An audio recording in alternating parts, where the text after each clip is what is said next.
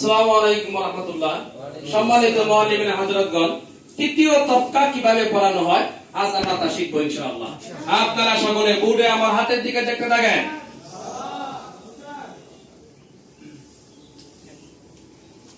আপনাদের সিলেটে এইভাবে একটা লেখেন।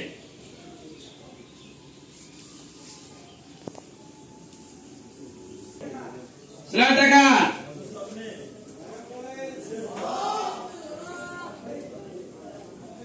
সিলেট হাঁটু উপরে রাখেন।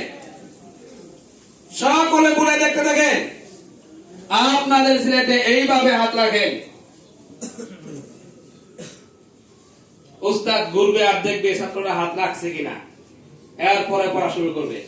উপরের এক মাথা গোলটার নাম পেশ, উপরের এক মাথা গোলটার নাম পেশ, উপরের এক মাথা গোলটার নাম পেশ, উপরের এক মাথা গোলটার নাম পেশ, উপরের এক মাথা গোলটার নাম পেশ, উপরের এক মাথা গোলটার নাম পেশ। এইভাবে 100 বার সিলেট পরিষ্কার করেন।